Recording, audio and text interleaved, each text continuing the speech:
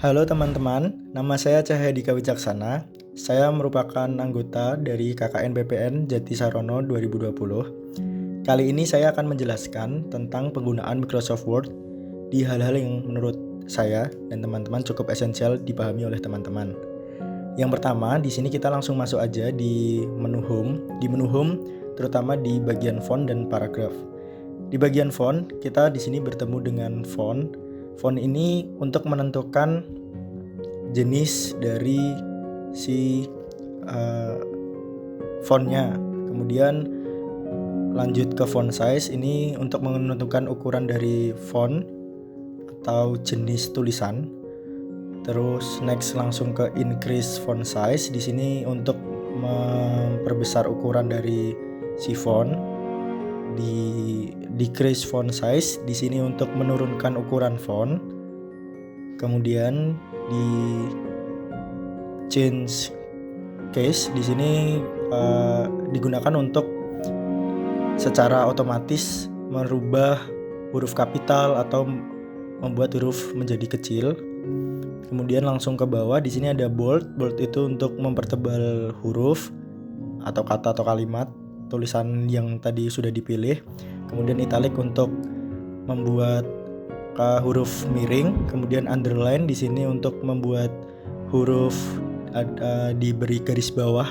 Jadi di bawah huruf nanti akan otomatis keluar garis. Kemudian lanjut di strict through. Di sini untuk mencoret huruf, mencoret fontnya tadi.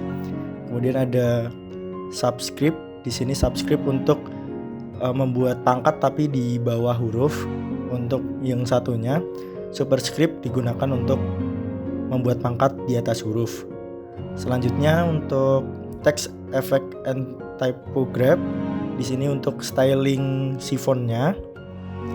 Langsung ke text highlight color, di sini untuk membuat stabilo di salah satu atau dua atau lebih bagian yang dipilih.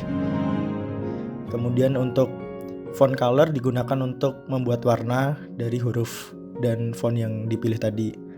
Selanjutnya untuk paragraf.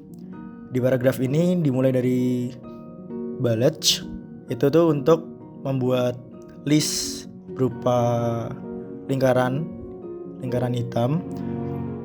Terus kemudian ada numbering. Numbering itu untuk membuat listing berupa angka. Kemudian multi level list untuk membuat listing yang bakal mengeluarkan sublist nantinya secara otomatis. Kemudian untuk decrease indent untuk menghapus atau mengurangi jorok dari suatu paragraf. Kemudian untuk membuat jorok dari suatu paragraf bisa menggunakan increase indent. Kemudian di bawah ini ada align left untuk rata kiri suatu paragraf. Kemudian untuk center untuk rata tengah suatu paragraf. Dan untuk align right itu untuk rata kanan suatu paragraf. Yang terakhir justify di sini untuk membuat rata kanan dan kiri. Kemudian langsung saja untuk di bagian line and paragraph spacing itu untuk digunakan untuk mengatur berapa jarak dari suatu paragraf, berapa jarak dari suatu spasi. Lanjut nanti kita langsung masuk ke layout. Di layout di sini ada margins. Margins itu digunakan untuk mengatur garis tepi yang ada di suatu lembar kerja. Kemudian orientation itu untuk mengatur lembar kerja itu vertikal atau horizontal. Kemudian size digunakan untuk mengatur ukuran dari lembar kerja, mungkin HVS A4 atau F4 atau folio. Kemudian kolom untuk membuat dalam suatu lembar kerja itu mau dibuat berapa kolom, 1 kolom, 2 kolom atau lebih dari itu. Kemudian langsung ke bagian paragraf. Di paragraf ini indent untuk spacing seperti yang sudah saya jelaskan sebelumnya.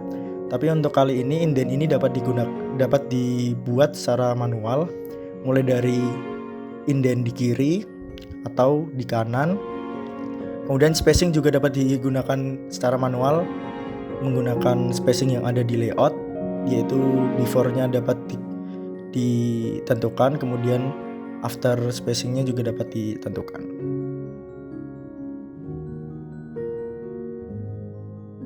Mungkin itu saja dari saya yang menurut saya dan teman-teman cukup esensial dipahami oleh teman-teman. Untuk kurang lebihnya saya mohon maaf. Semoga apa yang saya jelaskan dapat membantu teman-teman. Terima kasih.